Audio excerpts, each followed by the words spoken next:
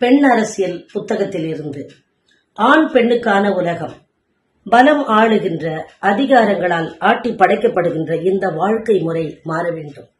அதற்கு ஆண் பெண் சமத்துவம் வேண்டும். பெண்கள் ஆண்களாக மாறுவதல்ல, ஆண்கள் மென்மை கொள்வதாக அது இருக்க வேண்டும். பெண்ணின் வீட்டு சுமைகள் பகிரப்பட வேண்டும். வெளி உலகிலான அவளது வாழ்க்கை விரிவடைய வேண்டும்.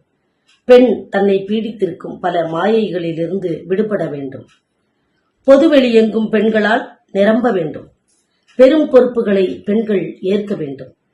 அதனால் அமைதியானதாக, வன்முறைகள் அற்றதாக, பாதுகாப்பானதாக நம் சமூகம் மாற வேண்டும். ஆண்களின் உலகமாக இருக்கும் இது ஆண் பெண்ணுக்கான உலகமாக மாற்றி அமைக்கப்பட வேண்டும். இதற்கான வேகமான செயல்பாடுகள் வேண்டும். பெண்ணுடன் ஆணும் இணைந்து இதனை செயல்படுத்த தொடங்க வேண்டும். விடுதலை.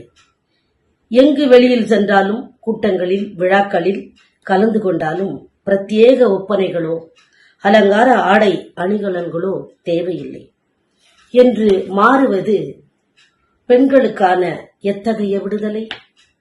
ஆண்களில் பெரும்பாலோர் அதனை வெகு இயல்பாக அனுபவித்துக் கொண்டிருக்கிறார்கள். விடுபட வேண்டிய அழகின் மாயை. பொதுவெளிகளில் பெண்களை அதிகம் பார்க்க முடியாததற்கு முக்கிய காரணம் ஒன்று வேலைப்பளு, இன்னொன்று இது வன்முறை சமூகம் என்பதால் பாதுகாப்பின்மை குறித்து அச்சம், மற்றொன்று பெண்களுக்கே அத்தகைய விழிப்புணர்வு இன்னும் தோன்றாமை. ஒரு ஆண் காலையில் டீக்கடையில் உட்கார்ந்து டீ குடிக்கும் போது தான் ஏன் அப்படி செய்யக்கூடாது என்ற கேள்வி பெண்ணின் மனதில் எழ வேண்டும்.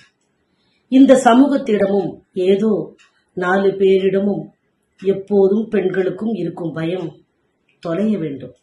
ஊர் என்ன சொல்லும் என்று பயப்படாமல் நமக்கு என்ன தேவை என்று நாம் தான் முடிவு செய்ய வேண்டும்.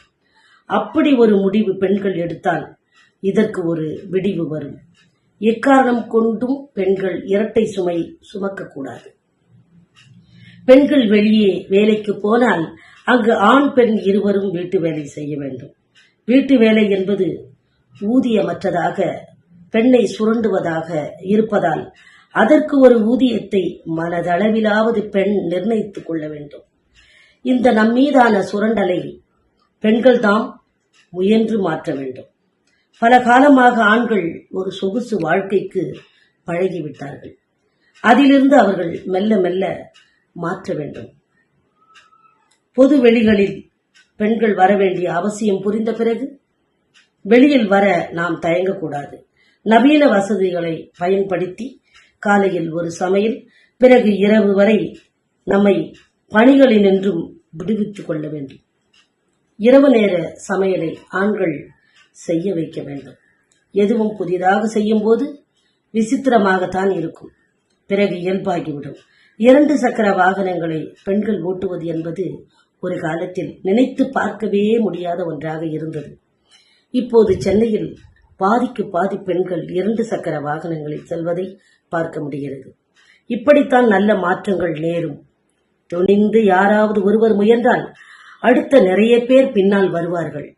இன்னொன்று, நம் வாழ்க்கைதான் இப்படி ஆகிவிட்டது. இனி அடுத்து வரும் தலைமுறை பெண்களாவது ஆண்கள் போலவே பொது வெளிகளில் நடமாடும் வகையில் ஆண் குழந்தைகளுக்கும் பெண் குழந்தைகளுக்கும் சொல்லிக் கொடுத்து அவர்களை பேதமின்றி வளர்க்க வேண்டும். இதுவும் நமது முக்கியமான கடமை.